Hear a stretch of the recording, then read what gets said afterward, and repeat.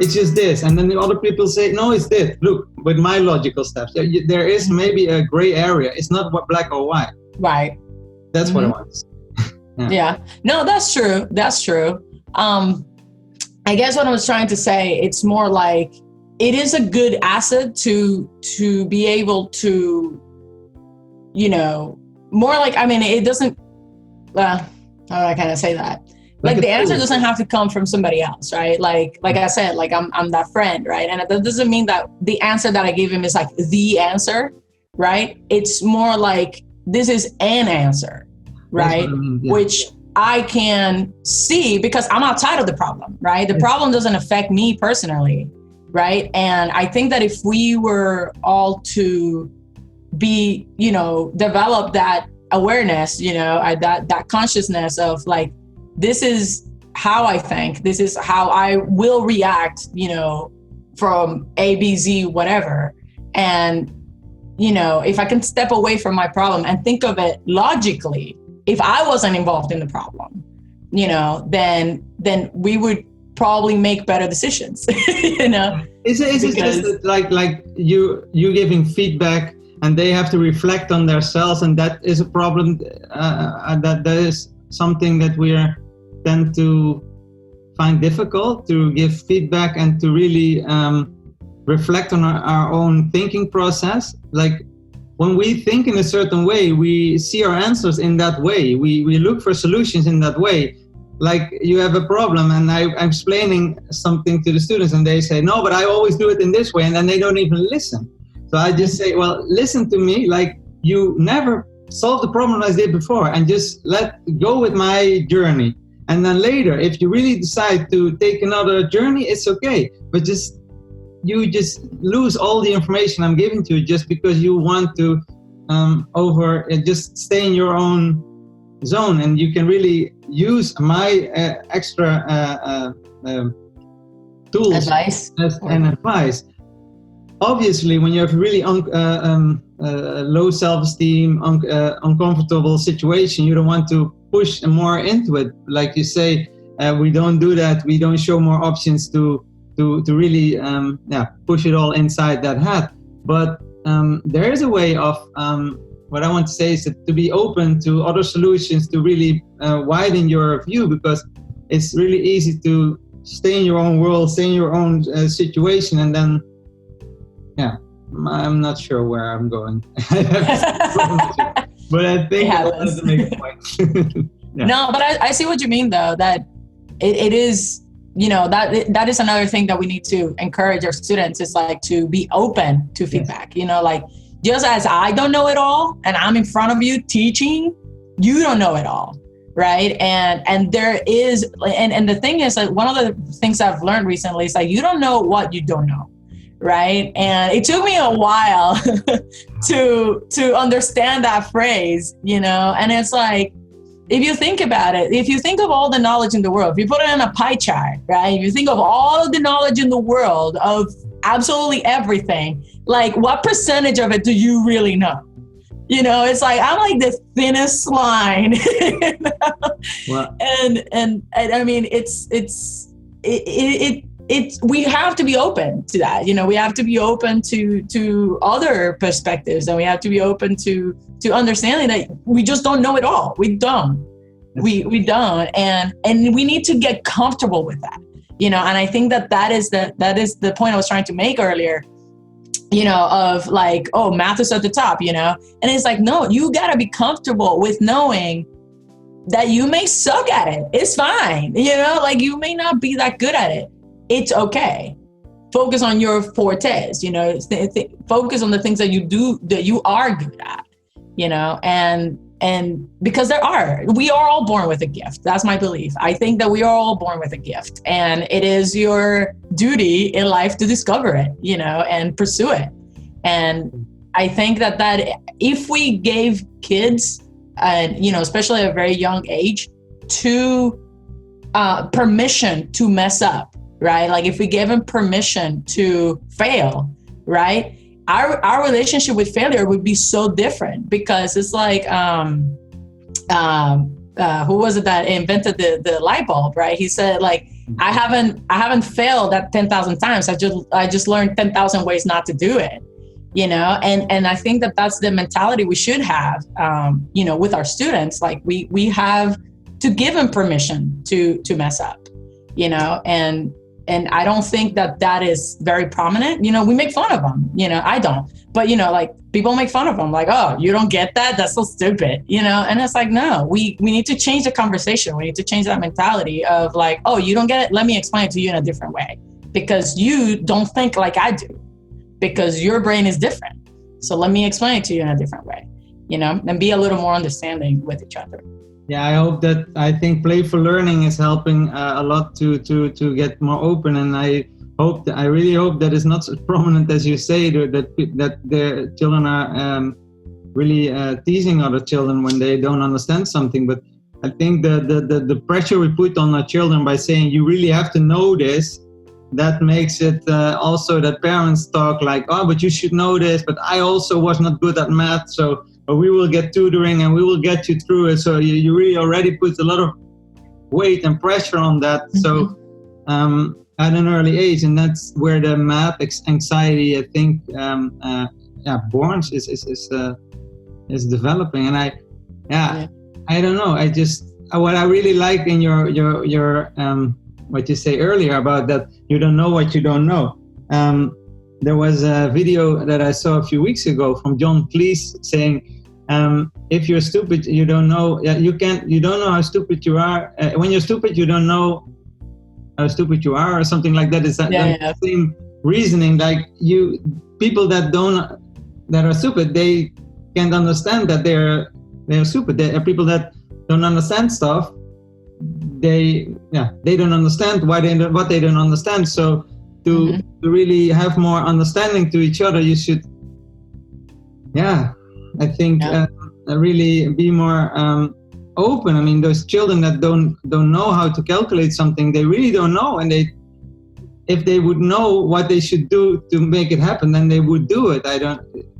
So I think we put a lot of pressure on our children. That's just, I think, what I am concerned about. And I just hope that those videos of you and me and other people that are like-minded will help to also parents and everybody to realize that it's okay. Like you say, you have a permission to mess up. Just try. And it's okay that you that you want to ask again. It's okay, but just try before. And because there are students that don't try, because there are students that are just in their puberty, just wanting to how you say that, to rebel, then a teacher can say something to a student like that, but that will block the one that is not being a rebel, but is just being a little scared. So it's really a difficult age, I think, as well. I bet it is. That's why I tutor one-on-one. I could not. I always say, listen, part of knowing yourself, right? Is like, I know that I cannot handle 30 kids at once. Like, are you kidding me? I always make the joke. It's like, listen, I can do 1, 2, maybe 3. After that, I need rope and duct tape. I mean, like. But it's so, it took me 20 years to really have that confidence and knowing that I know, I understand, and I don't worry. But before that, I always I really want to help everybody, and just, but I don't know what's in your head, so I'm not know if you really tried. I don't know what you did. So then I just wanted to know it all, and now I'm just like, okay, relax. We can talk about it and just ask a few questions, and then you find out. So it's also that I think we put too much pressure also on teachers. Like, we're not. We can't perform miracles. It's also something that we have to. I think it's far more difficult to be a teacher than it looks for outsiders. So we should have a more open debate about what is reasonable to expect from teachers, and also to talk about mindset and just not only the cognitive part, that you really have to do your best, because I think that everybody knows that you have to do your best, but confidence is far more important. Right. Yeah. And talking about that whole pressure thing, I believe that grading shouldn't exist. Like it shouldn't be the way that it is right now. Like I think that it puts on extra pressure. It puts on it's it is way pressure. too much. Yeah, it is too much pressure because they even do, like percentiles, right? Like you're at this level and and it's like, this is ridiculous. You can't expect, like every student you can't compare students with each other, and I think that a grading system should be, it shouldn't determine whether you pass a class or not.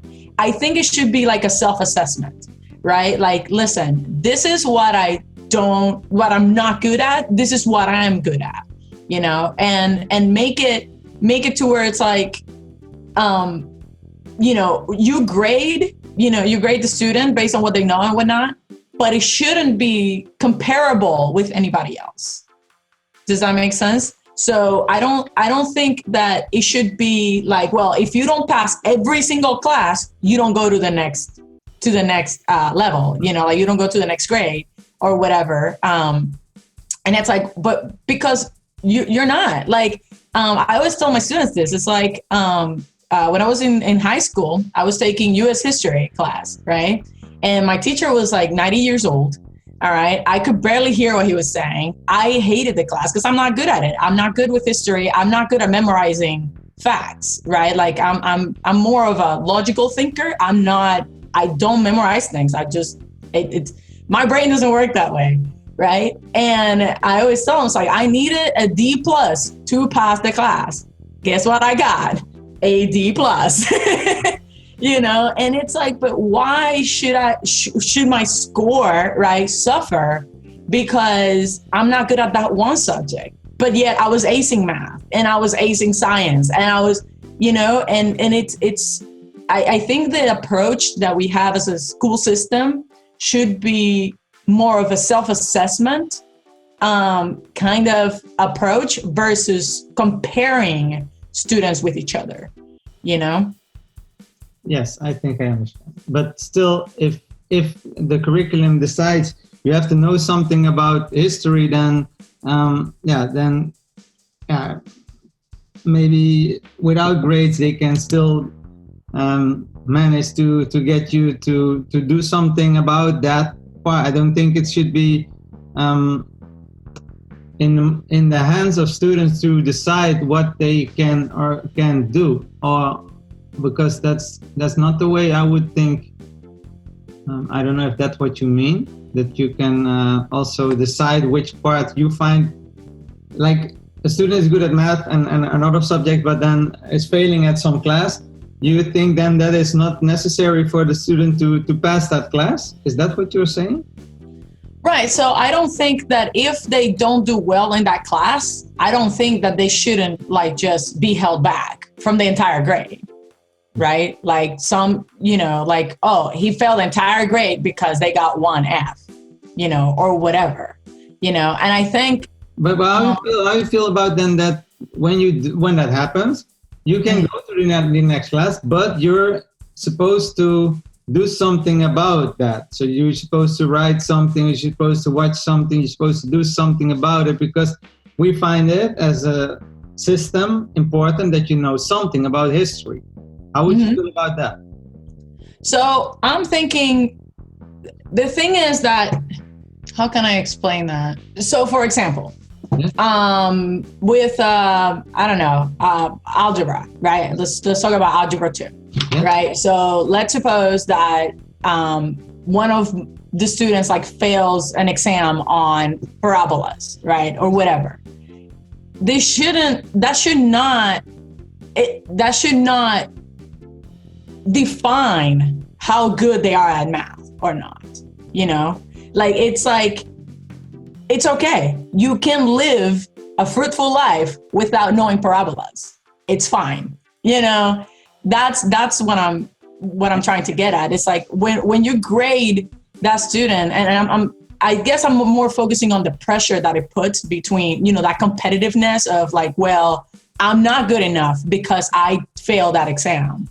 or I'm not good enough because, I'm not good at history, or I'm not good at geography, or whatever it is, and I think that failing like one exam should not define, like if we think of Albert Einstein, he failed every class, and he was one of the most brilliant people, or arguably the most brilliant people to ever exist, and it's like that.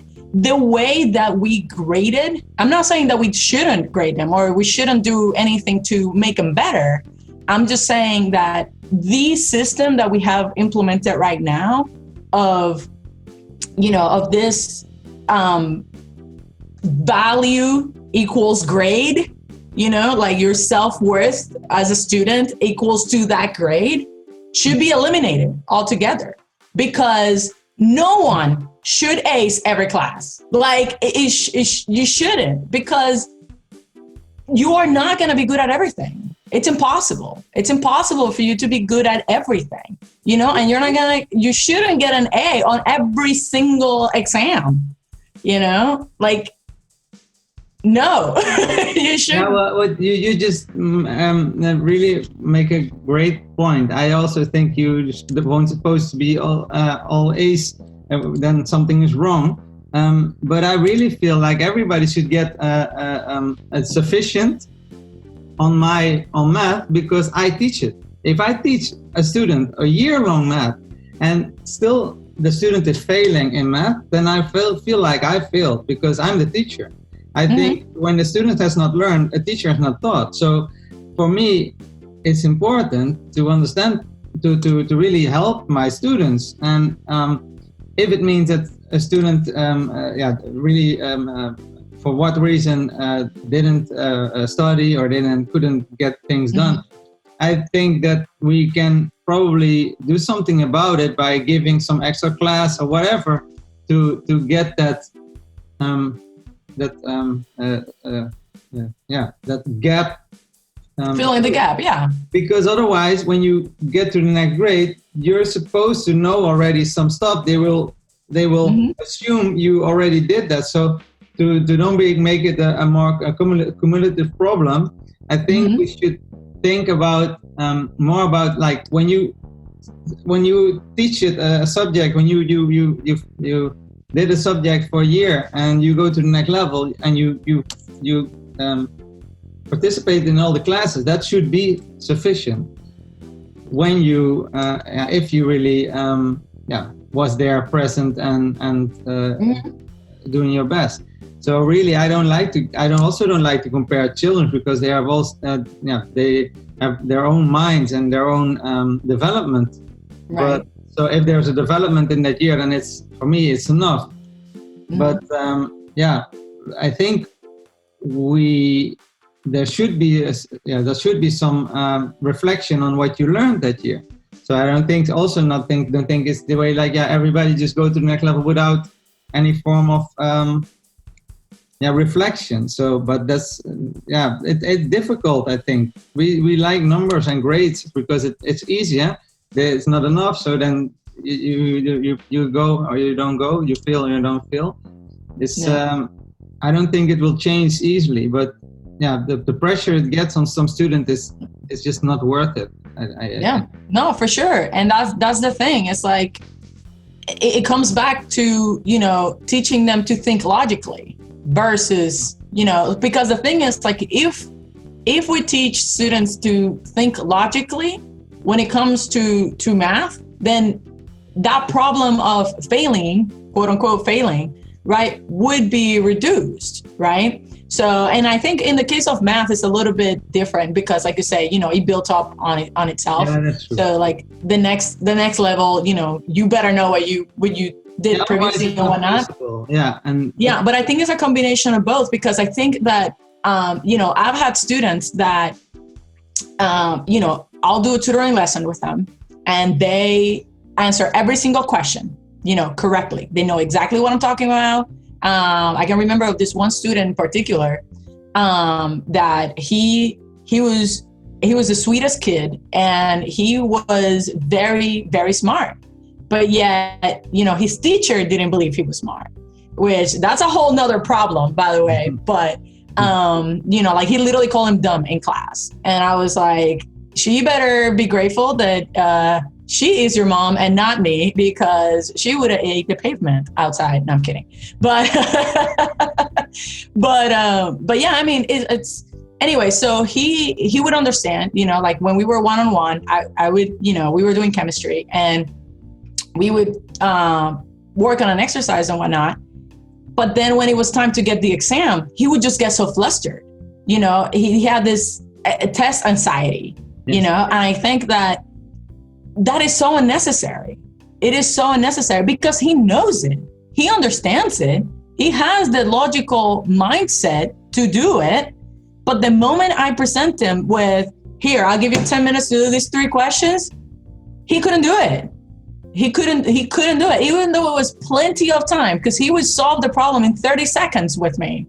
If I gave him 10 minutes to solve, the problem, he would freak out. And I think that's part of what I'm trying to explain. It's like, we need to take that away. We should not be grading them in that sense. And yes, we should have some sort of assessment, obviously, so that we can understand how well they're doing and whatnot, but they should not be forced, right? That pressure of you have to do excellent every single time should not be there, because it's unnecessary. It puts unnecessary pressure, and it has nothing. Sometimes, like, I could not believe he was failing that class, like he was flunking the class. I was like, how are you failing this class? Well, that's ridiculous. If somebody's failing when he understands the subjects but still, I think it's good to work with that kid on his anxiety and his problems with tests, because in life you get sometimes only a limited chances, a limited time, so you have to deal with those situations. You have to be able to perform also under that kind of pressure. So. But it shouldn't be the dominant factor. That's what I think it's all. I mean, obviously you have to, some children, they can solve problems, but they take an hour when you can do it in 5 minutes. I think also optimizing your strategy is part of math. So trying to, and also under some pressure perform is also part of that. But in this case of your students, I think it's so bad, so sad also that is happening and unnecessary. And it's a self-fulfilling prophecy, because next time you will take the test, it will be worse. So if it would be a student of mine that happened, that I would let them try it again or with something. You just want to get a grip on what is happening, because there's something in the mind that, like you said in the beginning, you said like when you feel emotions and your logic thinking quits. And I think that math anxiety and that, or whatever kind of anxiety that the boy has will definitely be the problem in that situation. So yeah, but it will help him it will be beneficial for his whole life if he can also get over that anxiety, because I don't think it will be limited to only math. There will be other problems he will confront on other problems in life where he has to perform under pressure. So I think it's both. Yeah, I think there's pros and cons to both. I just think that, especially in the earlier stages, because he was in high school, but in the earlier stages, I think that's that is a skill that they should be learning as they grow older, not from the get-go.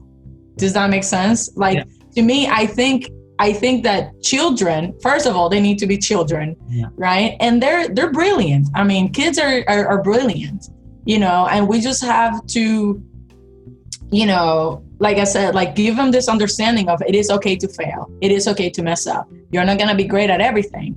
It is okay. And then as they grow older, right, then, okay, so this is another life skill that you should probably be acquiring. But we're not going to, we shouldn't be testing, timing tests from the moment they are, in first grade, or things like that. Like it should be progressively, to other, because I mean, it's not like if he wanted to be, like a bomb squad person, then fine, but he's not, I don't think he is. I don't know. But so really bomb squad. Yeah. They just said like, there's I think like in everything in life, there's supposed to be a middle way, and I think a lot of students will benefit from also learning to achieve under pressure, but just don't throw away just do everything in the put the child first. So if it's really that kind of pressure, you work on that first, because when you're so stressed, you won't learn a thing. So the stress has to really be eliminated, and just that also sometimes when you put that kind of difficulty on it, like a timing, like in a game also you have limited time or limited attempts. It's okay, but just it should be healthy pressure, like make you want to perform better, make you want to do it quicker, make you want to do it better, but it shouldn't be putting you in a fear kind of state. And that is the thing that is the problem. I don't think the time or the grades will be the problem. I think the mindset of the teacher as well, and the way you communicate with your students, that is, I think, the most important question. I mean, I can give grades, I can put limit time tests, but giving them the confidence and giving them the warmth they need to don't feel afraid. I think you also can do that. I think it's more than that. I think we oversimplify it by saying, it's the grades or this timing. I think it's just the whole mindset of the teacher. And then we come to the beginning. That's why I love your video, because there you really are open that you're not the know-it-all. So it's like a full circle, I feel. But I don't know if you feel the same way. Yeah, no, I agree. It's just like, that is just one aspect of it, right? So for me, it's like that's just one aspect of the entire, with all the things that need to be, changed in the school system, because, there are so many things that are even being taught, that I'm like, why are we even teaching that? And it is referring to like what I'm trying to understand. Like, for example, like I think that pre-calculus, for example, should be an elective. Like if you do not enjoy math, you shouldn't take pre-calculus. Like it's not going to benefit you in life in general, to force you to do that. You know what I'm saying? Like, what good is it to know sines, cosines, and, tangents and all that kind of stuff if you can't apply into real life? Like if you're going to be an engineer, or whatever, then yes, you should learn those things. Like I remember when I was I grew up in Puerto Rico. So, and my school was a university high school. So 12th grade, we literally had only 2 required classes. It was English and Spanish. Which I was flunking English big time, by the way. I was never good at English until after I moved to the US, but anyway, or the mainland. But whatchamacallit? You had electives, everything else was electives. And because I love math, all of my electives were math, which is, now I think back and I was like, I should have taken like choir or theater or something. But that's what I wanted to do. I wanted to do math. I knew I was going to be a math major. That's what I wanted. So I decided to do that. But, I think back and it's like, why are we teaching, somebody who's going to go, I don't know, they're going to be a musician. I don't know, it's like, why do they need to learn pre-calculus? They don't, let's just make that an elective. Well, I think in music, there's a lot of patterns also that you can use. But yeah, anyway. Yeah. No, that's true. No, music is math. I know that. I know that. But the thing is, like, there are some things that are like, why are we requiring them to learn them? You know, if this is not going to benefit them in the long run, you know? And it's like, I love math and I wish I could teach every subject on math, you know, like for my students. But at the same time, it's like, you know, you don't want to be an engineer, then you shouldn't take this class, you know, like the same thing with college, right? That's what we do in college. It's like, well, you're going to be this major, right? So you take these classes, you know? And I think that if it's just torture, at some point it just becomes torture, you know, to where it's like, well, I still have to take, you know, algebra 2, or I have to take, you know, whatever. And it's like, some of them I think are foundational, you know, like algebra 1, geometry, and even some aspects of algebra 2, I think they're quite fundamental for our life in general. But after that, it's just like, I remember that's actually why I quit my math major. I remember I was sitting on my calculus 2. I was taking calculus 2 in college. And I sat there and I was like, I am never going to use this. This is like, I'm never going to use this ever. And I literally just dropped out my class and I was like, I'm just going to change majors. This is, why do I have to learn this? You know, if I'm not going to be a physicist, I'm not going to be an engineer. I'm not, you know, like what I wanted to do actually back then, it was like a risk. I don't remember exactly the name for it, the profession anymore, but you know, like I wanted to be like a risk assessment kind of person or whatever. And actuario is in Spanish. Actuary? I'm not sure if you've heard of it. Yeah. Anyway, it's that's what I wanted to do. And I was like, there is no way that I'm gonna be applying this to whatever I'm gonna be doing with my life. You know, like there's no way. And that's why I stopped. And I was like, no, I can't do this. I think we should definitely, you know, give them the opportunity to try everything, right? Like Zootopia, try everything, right? But I don't think that we should force feed them all of it, though. You know, it's like, listen, if you don't understand U.S. history, that's fine. Don't worry about it. You know, like it's not. It is important that we know it. I think that it is not important to know every single name of every single person who contributed to the U.S. history. Yeah, you know what I'm saying? It's like, it is okay. If you don't remember the names, it's fine. Yeah, it's like, you know? It's also not really natural that you really want to put everything in a one size fit all education.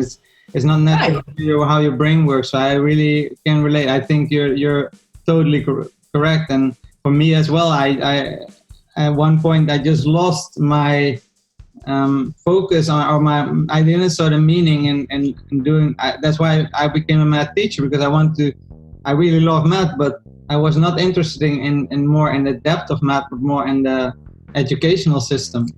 Because at one point I really didn't feel like, what's the point? But the thing is, now I see the point. It's just also a good teacher can make you really feel something about a subject. So I just, like you say, give it a try, and the teacher that really lets you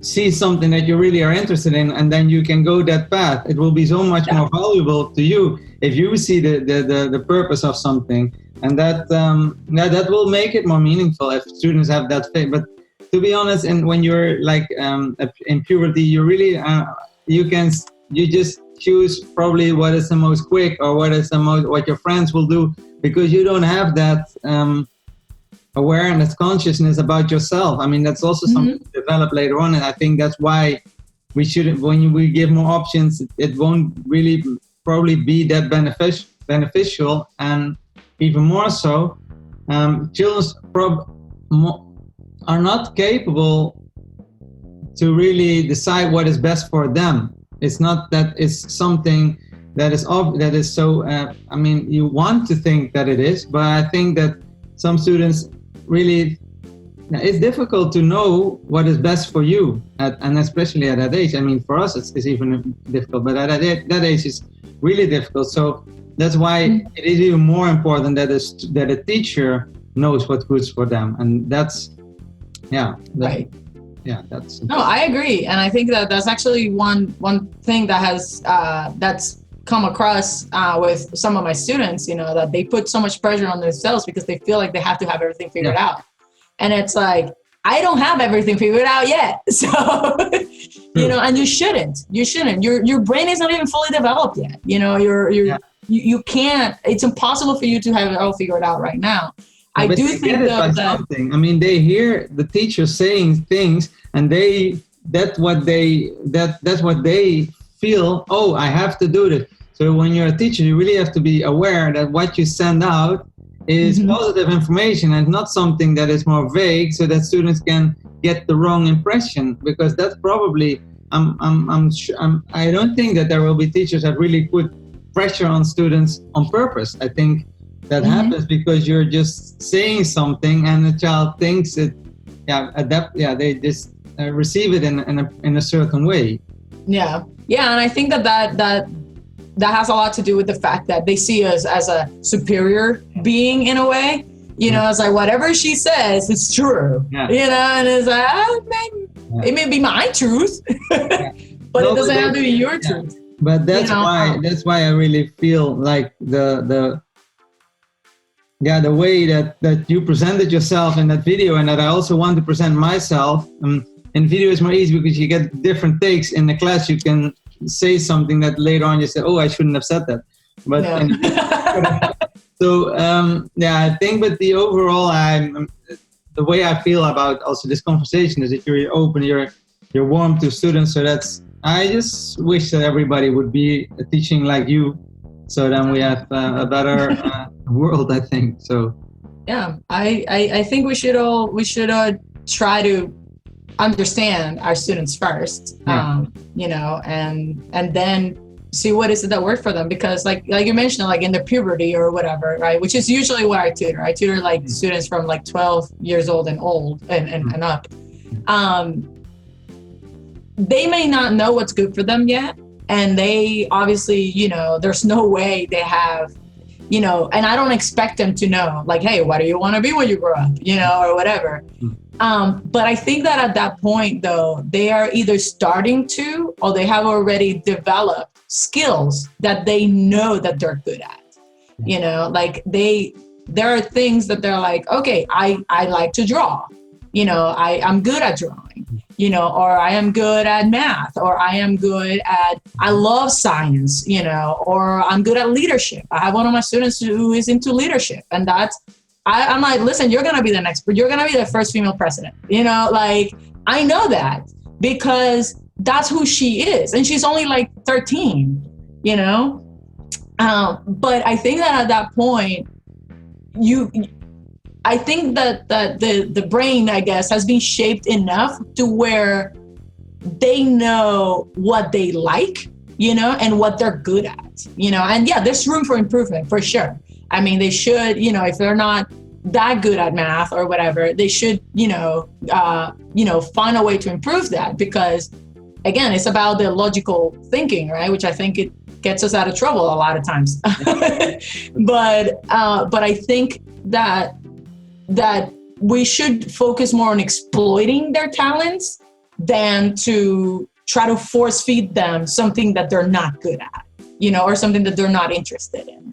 Or does that make sense? Yeah, really. And what I think is we should see the qualities of the students. And what I always try to look at a way to get into that system. So if somebody likes to do gymnastics or whatever, then you find a situation where you can use math or whatever subject you're teaching, so you get into their world and saying that, well, if you should do this, if you have money, but money always works, but it's like you use something that they can get, they can really, that they want to know more about it, and then they can, if they want, they can, and if they have the confidence to.